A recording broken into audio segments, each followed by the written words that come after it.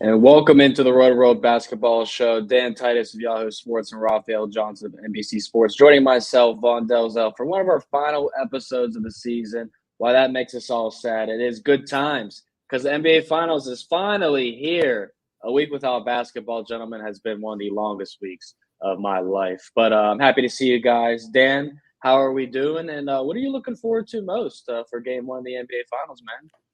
Just for the games to start. I mean, this has been brutal. I'm like watching 7-on-7 soccer. I mean, the Champions League final was good, but yeah, I just find myself watching a lot more sports that I wouldn't typically around this time. So yeah, bring on the series, man. We got a couple legacies at stake, so it's going to be great to see which side of this, Jason Tatum and Jalen Brown and obviously Drew Holiday also getting another championship opportunity, but then also you got Luka Doncic, who could become the face of the league. Probably already is, but this would definitely solidify it. Yeah, definitely going to be one of the most interesting NBA finals, I think, in recent years. And one that I think could go, 6 or 7 games, which I'm very hopeful, which, Raphael, we haven't seen from the Celtics so far in the playoffs. But I, for one, agree with Dan. I've been watching a lot more sports. Baseball, for me, I'm going to a Pirates versus Dodgers game tonight. So come on, Paul Skeens, bring home a W. But Raphael, what are you looking forward to most for Game 1 of the NBA Finals, and how are you? I'm doing well. Thanks for asking. I'm pretty much just looking forward to people having to shut up. If you followed the sporting discourse of the last week, especially in basketball, got a lot of people speaking about things that they don't seem to be willing to raise their hand and say, I don't have the knowledge base to discuss right now. That'll probably solve a lot of problems in all walks of life, to be honest with you. But yeah, I'm looking forward to NBA Finals. I'm not too big in the legacy talk, but it's certainly there, especially for Boston. We've seen this team come up either conference finals or NBA finals multiple times. You still got two really young superstars, but we know the sports world, patience is not exactly a strong suit. So I'm looking forward to seeing how both teams, kind of approach this series. And I think it's going to be an entertaining one. Yeah, I agree with that wholeheartedly. And the Celtics, 64-18 season. Certainly want to end that with a championship. They have 20 losses, including the playoffs this year. And honestly, the 2 losses they had in the playoffs, those could have easily been wins if the teams didn't shoot lights out. So this is going to be one legendary finals for the Celtics, but for the Mavericks, well, we'll see if they can hang tough because Kyrie Irving might have something to say about what he's about to do. But Dan, we got to talk about the biggest news for Game 1. The man's back, the unicorn, Kristaps Porzingis, man. What's his impact going to be like for Game 1? Do you expect him to play, 25, 30 minutes, or will he be on some type of restriction? Yeah, I'm looking at the 25-minute mark. I feel like he seems to be healthy, like all indications are. He's speaking pretty confidently. He seems to be moving pretty well and feels better than he's had in a while. So I think 25 minutes is pretty safe. And if you can get him in 25 minutes, that's going to be huge for Boston. I mean, Daniel Gafford and Derek Lively had a huge impact on the Western Conference Finals. And being able to get somebody like Porzingis that can stretch them out, move them away from the basket, that's an advantage for Boston. And it's definitely going to put a lot of pressure on their front court if Porzingis can also stretch the three. So I think that's going to be the biggest swing in the series is like, can the Mavs pick up the pace and prevent or keep up with the Boston Celtics 3-point barrage, because they're going to be gunning for him. Yeah, I agree. And Porzingis, he had 34, 30, and 27 minutes played in that first round series against Miami, Raphael. So it's not like he was out there playing those 35, 40 minutes. So we shouldn't expect that. But is he someone worth streaming in DFS for Game 1 of the finals, or would you look elsewhere on Boston or Dallas? I'd probably look elsewhere for Game 1 just to evaluate how many minutes he plays and how active he is on both ends of the floor. I look at him more as like a Game 2 possibility in terms of DFS play. So, Al Horford is going to be someone to watch. I picked him as like my X factor for the series. He may not play as much as he was with Porzingis out, but he's someone who gives him quality minutes, even as that sixth starter, so to speak. So he's going to be someone to watch. And Dallas, they haven't matched up with a center the caliber of Porzingis in these playoffs. You look at the first round, Zubac's a good rim runner, but not much of a playmaker in the short roll. Second round, Chet Holmgren really didn't have the size that Porzingis can bring to the table. He's not exactly like built like Joe Weider or anything like that, but he brings a little more muscle to the table than Holmgren does. And then conference finals, you had Gobert, not the playmaker that Porzingis was in that role. And Towns, he would prefer to hang out on the perimeter. So you've got a guy in Porzingis. They're certainly familiar with him because of his past history in Dallas, but it's going to be a different set of challenges than they've seen in this postseason as well. Yeah, I'm very curious to see how much he does stretch the floor for Dallas, because I think three-pointers will be a primary target for game one and game two of Porzingis' scoring output. But when you see other guys that will be matched up with Raphael, let me ask you this, fantasy-wise for Dallas. I mean, you got P.J. Washington, who's been phenomenal. You got Daniel Gafford and Derek Lively, who have split minutes, but both have had very strong postseasons, I'd say. And then Maxi Kleber. I mean, Porzingis gets him, he's probably going to eat up, right? But who are you going to be looking at streaming in DFS out of those bigs? I would say Lively. He's good rebounder. He's coming off the bench, but I don't think that's a huge issue because he and Gafford are close to an even split in terms of minutes. And Lively brings a bit more in terms of being a playmaker out of the short roll. He can get you a couple assists in addition to the rebounding, field goal percentage, and block shots. So I think Lively would be someone I would have my eye on in terms of a low-cost DFS play for game one. Yeah, I mean, the guy's coming off a 16 for 16 series against Minnesota, only second player ever with 10-plus field goal attempts to go 100% in the series. So he's certainly going to be scoring around the rim, Dan. Are you agree with Derek Lively as the best option there, or would you go elsewhere in Dallas? No, I think Raph's spot on with that. I think Derek Lively's going to give them huge minutes in that second unit, and, he can do it on a per-minute basis. So, I feel like that's actually a really good call for game one. But I feel like if I'm playing DFS right now, I'm really just trusting in one of Luka or Kyrie primarily. And then if you have to, make your values and your budget work, throw in maybe PJ Washington, Derrick Jones Jr. could also play a pivotal role here, especially defensively. He could rack up some stocks, but I do like the call of Derek Lively if you're looking for a cheap big. Yeah, I do like his matchup against the second unit. He is just so athletic and should give Al Horford some problems in the paint if they get matched up. Hopefully we see 0 minutes from Luke Cornett. That's just me being selfish. But let's give out any fantasy advice for DFS in the finals before we move on to our predictions, do some recaps, and, of course, we're going to do some outlooks for next season and some news that has been circulating through the NBA. So, Raphael, I'll start with you. What advice would you give, and what players, I guess, would you be targeting? I would keep an eye out for Tim Hardaway Jr. Now, he was largely out of rotation in the conference finals, but this is a series, as you guys mentioned before, Boston's three-point shooting. I don't know if Dallas is going to be able to match them in terms of production, but he's someone who could end up back in the rotation just because of the catch and shoot ability to kind of help spread the floor a bit for Dallas. So I don't think he's certainly not someone I would play in game one, but if he ends up in a rotation, I would keep him in mind for later in the series because we've seen Jason Kidd make changes on the back end of the rotation based on matchups. So this may be one where Tim Hardaway Jr. comes into play here.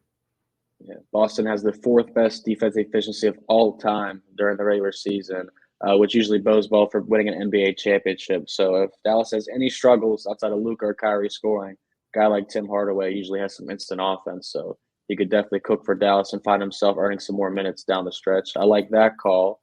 Dan, surprise me. What do you got, and who would you be looking at? Yeah, I don't know there's many surprises at this stage in the game, but I'm going to be actually, that's really interesting. I mean, looking at the line and being 6.5 points right now currently for game one, I mean, I would be looking at someone like Peyton Pritchard to step up and be this TJ McConnell type of menace off the bench. Like, he's been really solid from three. He can play make. He can get you a lot of those counting stats in just a limited amount of time. Like, he could definitely see 20 minutes if Boston, puts up a substantial lead. But either way, he's going to be playing, somewhere in that 20-minute mark. So I like him as a cheap asset, but I would really be stacking a bunch of Boston Celtics, at least initially for game one. I feel like this is going to be one of those spots where, Dallas is going to see that they're going to play against the best team in the NBA. That's been the best team all season long. So I think it's going to be a true test of them. So, I'll be stacking up Derek White, Jason Tatum, Jalen Brown. Like, all those guys are going to have good games. I prefer them over the role players of the Dallas Mavericks, at least for game one. Yeah, I don't play too much DFS during the regular season, but I felt the same way. I wanted to go Luka and Kyrie and then kind of go in a lot of Boston Celtics. early in this series, then find out who's going to be the guys that are getting the extra minutes there. But I might have to take the young big out of Dallas there because Raphielle's hyping him up. So I like what I heard, and I feel like everyone else should. So NBA Finals predictions last week. We said we expected the T-Wolves to at least maybe extend that series. It did not happen. That was a bloodbath. Was not enjoyable. I had to turn off at halftime. So doubt our opinions should change too much, but I would like to hear it. So I'll start by saying I am going Celtics in 6 still. That is what I played and wrote about on the NBC website. Jason Tatum, I think, is my MVP. And while Jaylen Brown's playing the best basketball of his career in the postseason, I still think Tatum's going to get you those nightly double-doubles. He's a triple-double type of guy as well. And I can't see his 3-ball, going 4 for 8, 5 for 9. But I do think he's going to start making 3 or 4 threes a game because he'll be chucking. I think his shot comes around a little bit. So I think the star of the Celtics gets the MVP, and I think the Celtics win in 6. Raphielle, what is your opinion, and who's your winner and MVP? Yeah, I have the same. Celtics in 6. I just feel like they've been the best team all year. Getting Porzingis back, that was pretty much one question for this group. Whether or not they get him back, and what he can bring to the table on both ends of the floor. This is a group that they've gotten better in crunch time. Like, we've seen them in the conference finals make some big plays down the stretch to steal some games from Indiana. I think that's been the one question for this group in recent years. Like, will their fourth quarter offense be up to par? I think they're at this point. You've got 2 elite closers on the other side in Luka and Kyrie, but I think Boston's just going to have too much for them. And Jason Tatum for MVP. Jaylen Brown got in the conference finals. I think it's Jason's turn this time around. So, yeah, we talked a lot about Jaylen Brown deserving that last week, and I called him the question, but you guys said no, there's no questions to be had about it. But I like this. Dan, are we getting a sweep, Celtics in 6 here, or are you going to be the one to drive us away from that? I wanted to drive away from it, but I'm not too far off. I got Celtics in 7. I think it's no less than 6 games in this series. But I am still kind of in a coin flip mode. I think Kristaps Porzingis coming back definitely tips the scale back to the Celtics to me. But, going to the betting data, man, like going since 1990, favorites of minus 200 or more are 21-3, which is crazy. So, I mean, that's pretty heavy to the Celtics there in their favor. But I think the Dallas can definitely do some things here. Like, if we're talking about the best player on the planet, Luka Donte is certainly going to have those moments. So I did sprinkle a little bit on him on MVP, but I do think Celtics are going to win this series. You get better odds at Luka MVP than you do for the series. So if you're going to bet the Dallas, you might as well go for MVP for Luka. Yep, that's great betting advice. Yeah, you should certainly be looking at Luka Doncic over Dallas, given his odds there, and the fact that he probably holds a 97, 98, if not higher % share rate of his team's success, especially when it comes to crunch time like this. But something Raphielle said definitely stuck out to me. The Boston Celtics fourth quarter offense, been a bottom 3 scoring team in the postseason when it's come to that. So they'll have to turn that around against a team with Luka and Kyrie. But there are a lot of stats and trends that point towards them. I like yours, but the only team, can you guys guess, with 20 combined losses or fewer entering the NBA Finals, there's been 8 teams. Which team was the one to lose? Warriors. Yeah. 2016. And they are also the only team with a top 10 defense to lose in the last 18 years. So let's hope the Boston Celtics, for our sakes of the show, aren't going to repeat that one. But I do think the series will go lengthy. Before we move on, final question. If Porzingis wasn't coming back till game 3 or 4, Dan, would this change your opinion? Would you be willing to say Mavericks in 7 now? I would. Yeah, I think I would. So if Porzingis gets hurt, this is going to be a different series. But for now that he's healthy, I gotta go Celtics. Raphielle, what's your opinion? I'd probably say Boston in 7 as opposed to 6, but I still think even if he's limited, I still think they're the best team in the league. So, yeah, I'm with you. And I think they've shown also that Tatum, these other guys can play power forward and also play small ball and still have success. So those are the predictions. Let's see how we fare. But we have some time until that point. Let's talk about Boston a little bit more, but talk about from a fantasy standpoint, Dan. Recapping them this season, were there anybody that took a step up for next year, or anybody that took a step down for you? A couple of people took a step. I'll talk about the people that were good. Tatum, I think, is one of the more reliable first round draft picks that you can have because he's never really a threat to miss games. I think the availability for Tatum is huge, especially with a lot of the volatility around relying on guys like AD, KD, Tyrese Halliburton. LaMelo Ball this year was like a huge bust for his injury sake. So getting someone that can play, more than 68 games is crucial. Derek White was outstanding. You know what I'm saying? Like, this guy was a top 40 guy, and he was going well after round 5 and 6 in fantasy drafts. So he's definitely one of the steals and one of the better fantasy players this year on their team. Jrue Holiday took a step back. I think we can start to assess him as more of like a 7th round guy as opposed to the 4th round guy he was in Milwaukee, because he just doesn't have the same role now. Less usage. The numbers are down. I think that's going to continue. Jalen Brown actually took a step back, but I think it was more of an efficiency thing. I wouldn't be worried about him. He should still be, a 4th round pick, 4th, 5th round pick going into next season. No, I like those a lot. I think the Derek White pick over Jrue Holiday, obviously, I think is going to be very steam-worthy next year.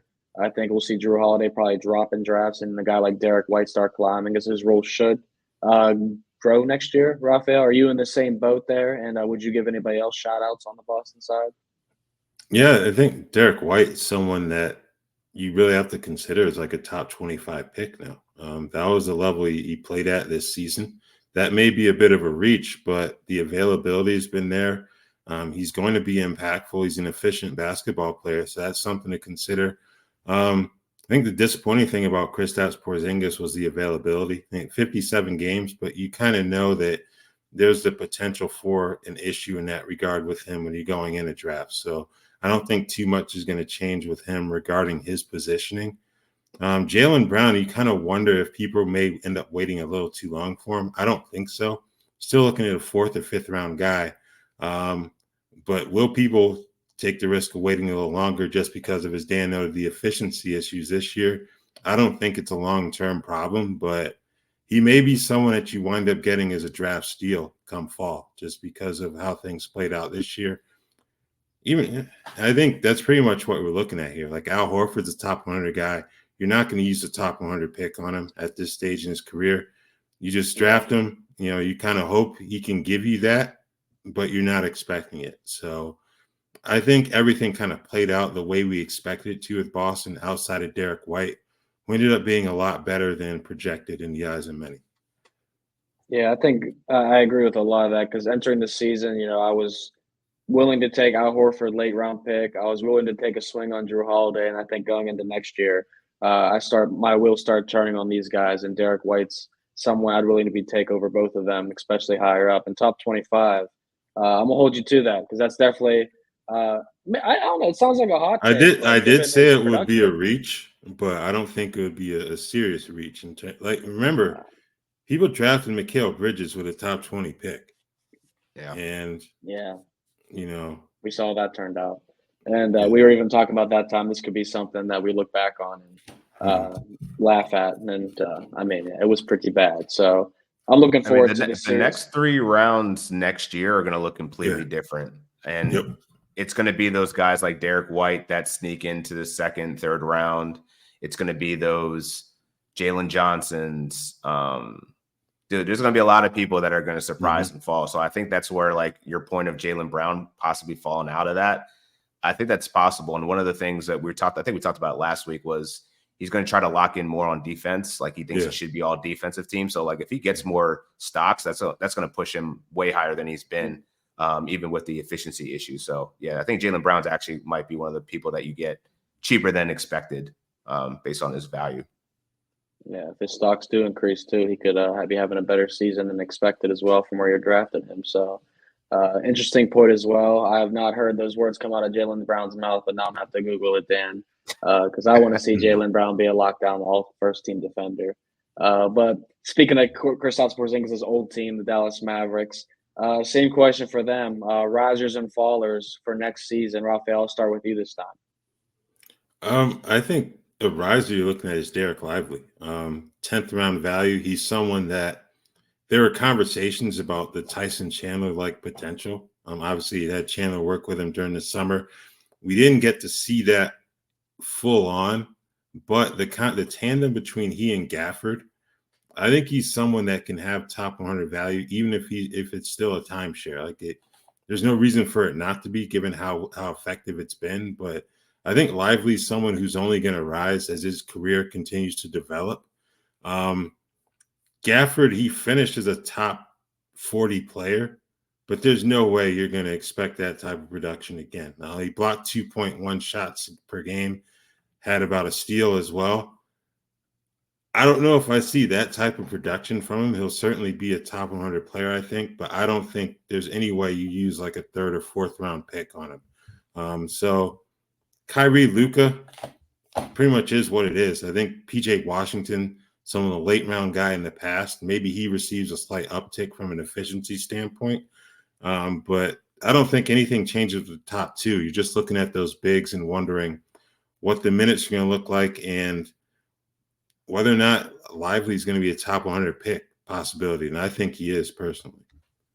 Yeah, I agree with that. And I think PJ Washington's someone's worth watching just because depending on what they do this offseason with a couple roster moves, PJ Washington could be a guy that gets a significant boost next year. And I feel like he's points, rebounds, assists, three-pointers. Even on defense, he can get it done for you in some different ways. So I do like that. For Dan, do you have anybody else worth adding to that list, or are you in agreement here with Raphielle? I'm pretty much in agreement. I think I'm a little bit higher on Gafford than Raph maybe, but I feel like he's correct in the fact that he's not going to be worth drafting him at his finish. This is probably his ceiling, what we saw this year. But I still think he's worthy of a cheap big that you can get in the later rounds of drafts. Definitely a top 100 player for sure. I was down on him this year, but I think now that he's not with Washington, like his stock is up just naturally off of the fit and the team that he's on. PJ Washington's interesting for me because like in Charlotte, he was definitely a draftable guy, like a eighth, ninth round guy. But now that he's seen a way less usage rate playing with Kyrie and Luka, I'm less intrigued by him. Now, his postseason runs have been nice. It's been inspiring watching him hit threes, but I don't know that we can count on that. He's never really been an efficient shooter in general. So if he's not getting stocks and the threes, he's not really a top 100 guy. So I don't think you really need to target him. He finished 136 this year. Mm-hmm. I feel like that's going to be the expectation going forward. He can be somewhere in that 120s, 130 range. Okay. So, he'll be on your team, but I don't think he's like a necessary draft type of guy yet. Yeah, sounds like more of a streamer option, especially when Luka or Kyrie take a night off. That's somebody that you might want to be looking at then. All right, you guys might be convincing me, cooling me on PJ, but I don't know. He's one of my latest Instagram follows, and honestly, I just like his content. So, but yeah, I'm rooting for the guy. So maybe I'll get him next year in fantasy, and my team will make the playoffs. But is his baby mama drama not as prevalent on his social anymore? That's good. No, he's just. Yeah, I'm not going to go in depth about it, but yeah, he seems to have turned his life around. So I'm just here for the let's move on. The NBA Finals, and then after this offseason, I'm gone. That's how I roll. So more betting purposes to make sure I see how their mindset is, rather than following them as fans of them as a player. Anyways, we have a promo. The film continues in there as we draw closer champions being crowned at the French Open. You can find out who advances on the clay courts of the Roland Garros by streaming matches on Peacock today through Sunday. Speaking of Instagram follows, Anthony Edwards got a cool new commercial. Saw it on his Instagram, and some people taking some negativity to it, but I'm a fan of it. They had one heck of a season. Disappointing end to it for sure, but a lot to build off for next year. So, Raphielle, what is your outlook on Minnesota? From the end of this season and going into next year, what are your thoughts?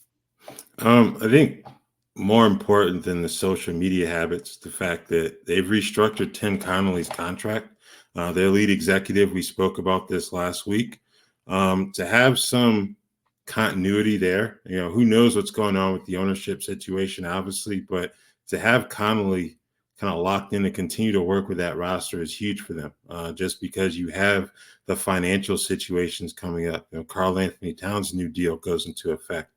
They're going to have Anthony Edwards is going to have a supermax coming his way pretty soon as well. So they have those things figured out. In terms of fantasy, Anthony Edwards is that marquee option. He's a guy that I saw a lot of people taking around that round 1/2 turn, maybe early second round.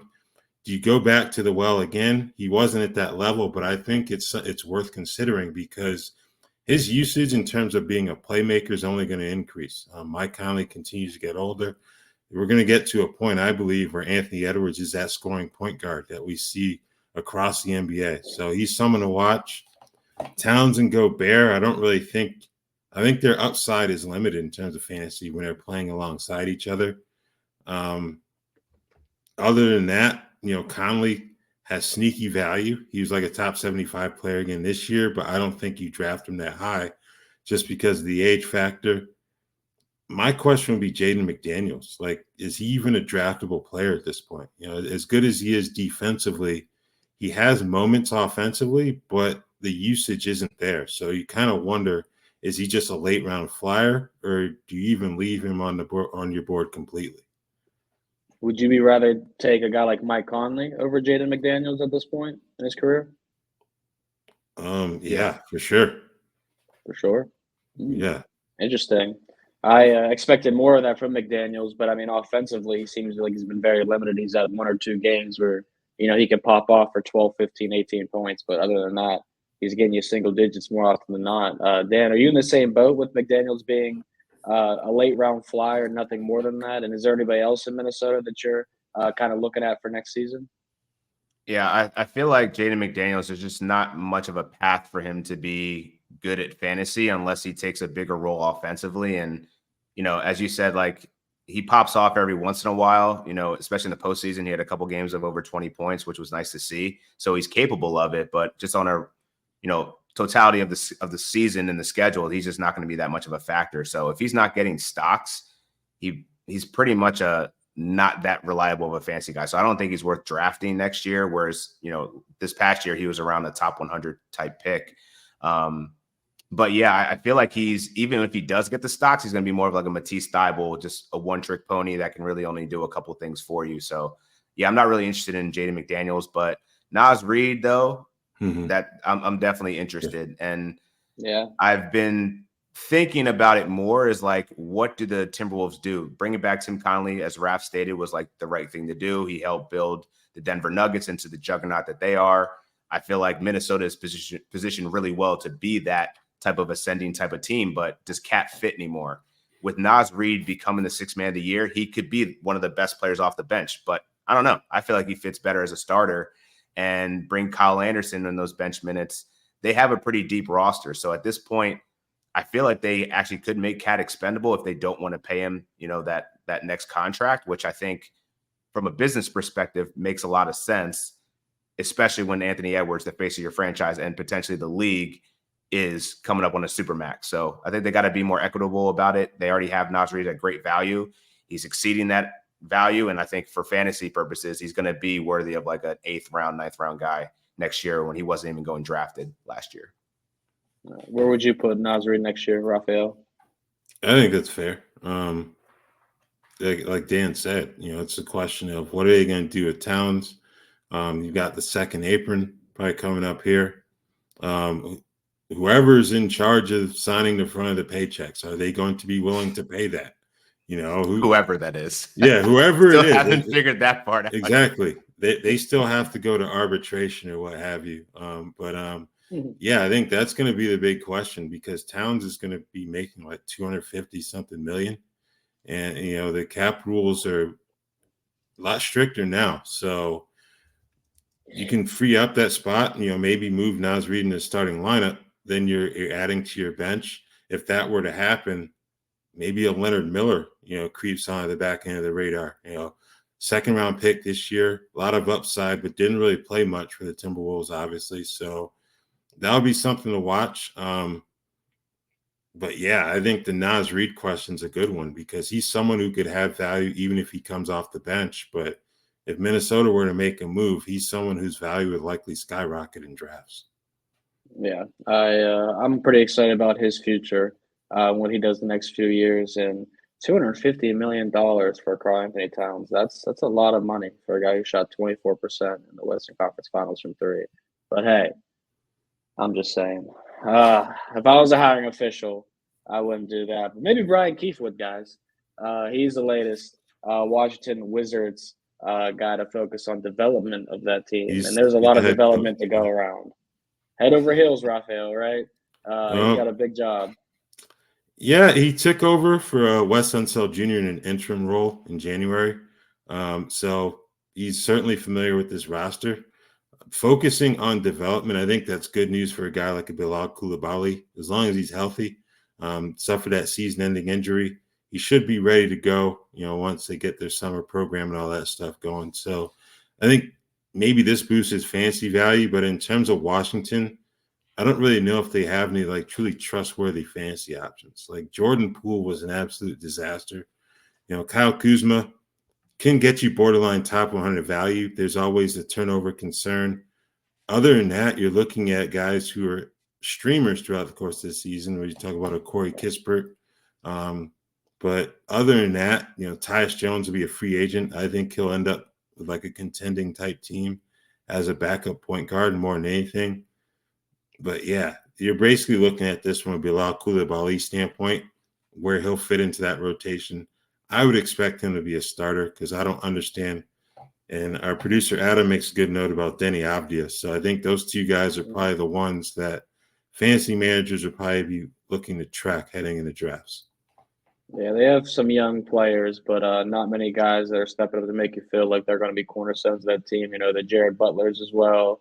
They drafted Johnny Davis, who showed a lot of promise in college, but those guys, they're no money mark. That's right. That man up there. Get them all out of here. So I agree. I mean, they're not going to be guys that are going to be around too long, but there's a lot of work to be done in Washington. Dan, how do you assess the roster for fantasy next year? Are you kind of in the same boat with those one or two players?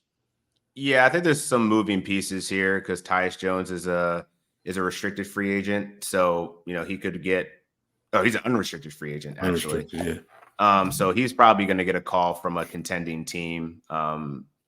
Definitely a low end starter, but one of the better backup point guards in the league. So I don't expect him back, which should be good for Jordan Poole's outlook going forward. I do think the Brian Keefe signing is important because they're finally getting a person that is familiar with growing an organization from pretty much the ground up. Like he was Sam Presti's handpicked guy to help as an assistant in that OKC era in the 2010s that, got us 3 eventual MVPs. He worked with Shai Gilgeous-Alexander and his development specifically. So I think it's a good hire. The talent, I don't know. Denny Avida's a good fantasy player. I think he'll continue to expand his game. I love his potential as a playmaker from a forward perspective, but you pretty much have Jordan Poole, Kyle Kuzma, and Denny. I don't know if I'm there with Bilal Coulibaly yet. He's just 20 years old and having, season-ending wrist surgery didn't really help his development. He still has an offseason, likely going to play in the summer league, which should be good for him. But I didn't really see enough from a fantasy profile to get me excited that he's going to be a draftable player next year. But he at least plays defense. He averaged almost 2 stocks a game, which is promising. But I got to see more offensively before I'm getting into him as an actual draft asset. Yeah, there's going to be a lot to see out of Washington next year, I think, before anyone can get involved into that team. But hopefully they'll have the money to spend to do something in the draft capital this year, too. And in our next episode, we'll definitely be talking about what Washington could do a little bit with their draft capital among some other teams. But one of the teams we're going to talk about on the other side of this promo is the LA Lakers, because there are reports of who their head coach could be. And if you're on Twitter, X, you kind of know what some of those rumors have been. But if you haven't heard, the Indy 500 winner, Joseph Newgarden, looks to keep his momentum going this weekend as he battles the world's fastest drivers at Road America. You can tune in Sunday at 3:30 p.m. Eastern on NBC and Peacock to see who takes the checker flag in Wisconsin. And part of those reports, speaking on for the Lakers, was that JJ Redick is one of the front runners for the Lakers job. Obviously, him and LeBron have some chemistry. from their playing days, from podcasting, and probably some other things. But Raphael, do you actually believe that JJ Redick could go from being on the sidelines calling games and podcasting to being the head coach of the Lakers this offseason? I definitely believe it. Now, whether or not it'll work, I don't know.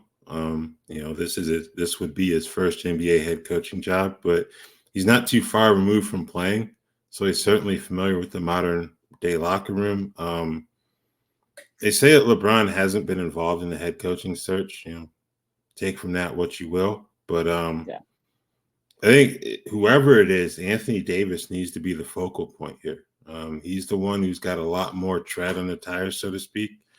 LeBron's going to be 40 in December. I know we've seen him play for as long as he has at an elite level, but you're looking to go on into the next era.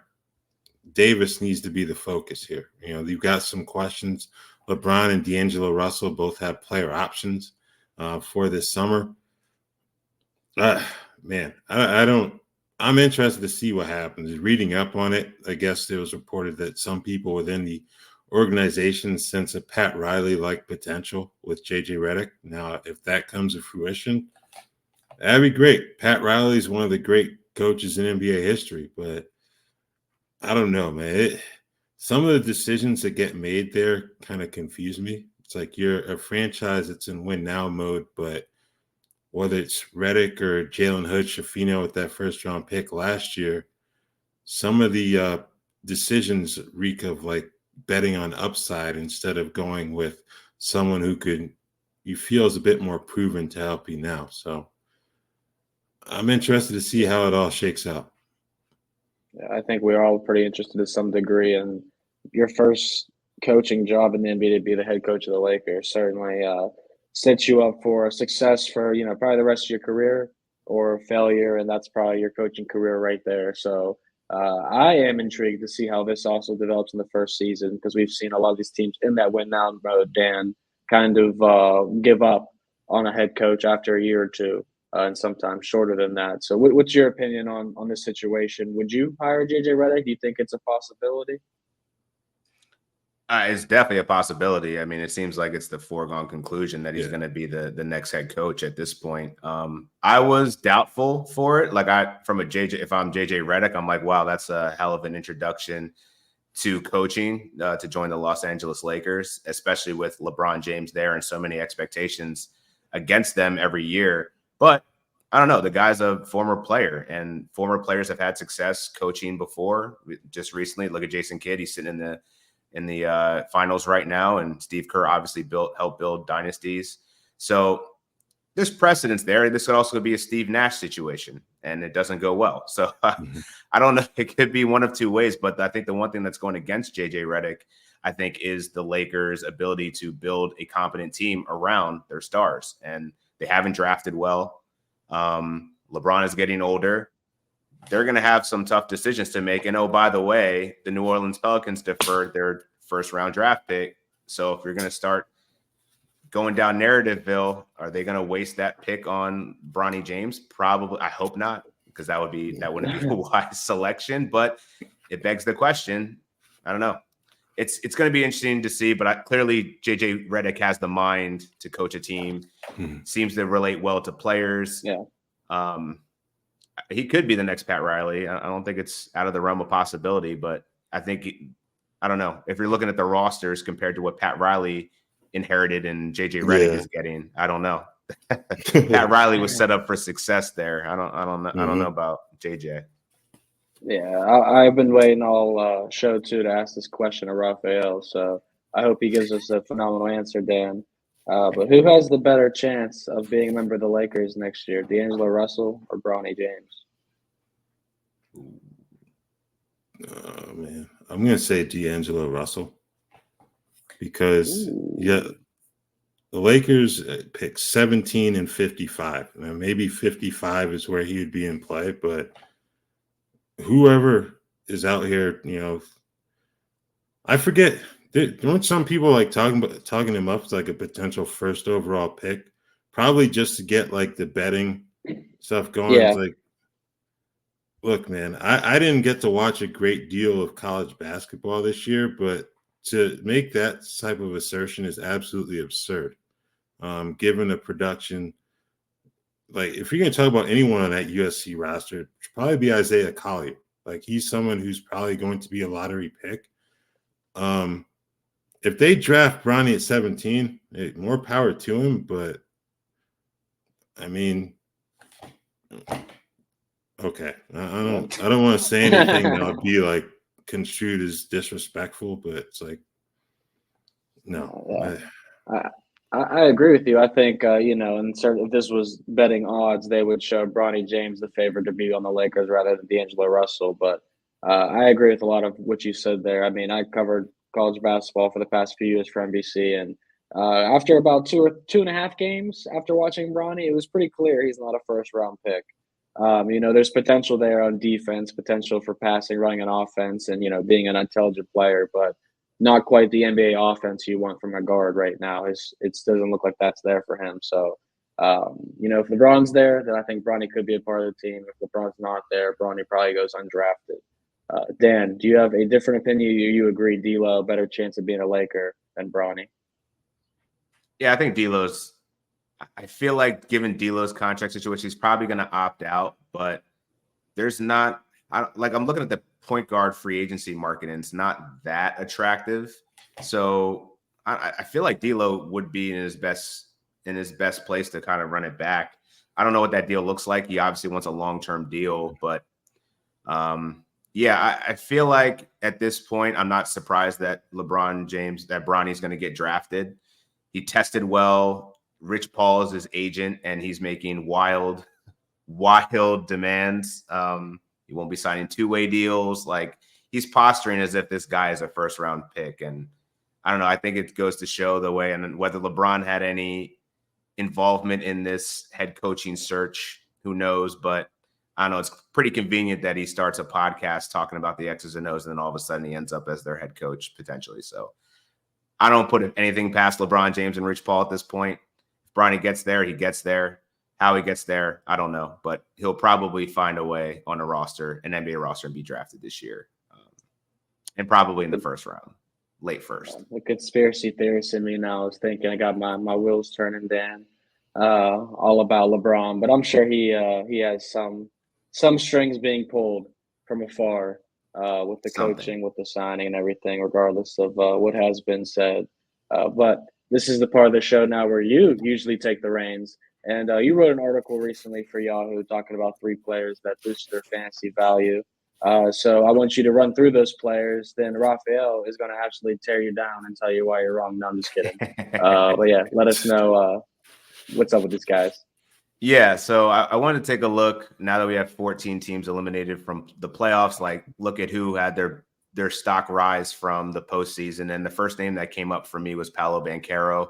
I know Raph had him as one of the breakouts this postseason to watch for, and I think by all accounts he fit the bill, and he met expectations. Like, to see his usage rate grow to 34% as like their primary focal point was awesome to see, and 34%, like that's like Luka, Joel Embiid type usage, and with Orlando pushing the Cavs to 7 games, like I think it was actually a really important moment for him and the Orlando Magic. Like, hey, we belong here.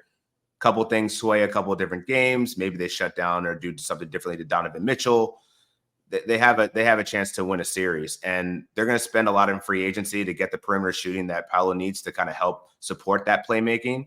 So even though his turnover rate was higher than usual, I think he's going to have more competent scorers around him that would be able to convert on some of those looks that they missed out on in the postseason. So I feel like Paolo Banchero now is like a 3rd-round pick, despite if you look at his category rankings, he's well below that. But points, I mean, this dude puts up numbers, and he's only getting better going into year 3. Already an all-star, rookie of the year. Like, this dude, I don't feel like it's talked about enough. And I think this postseason showed that his dude's going to be for real next year.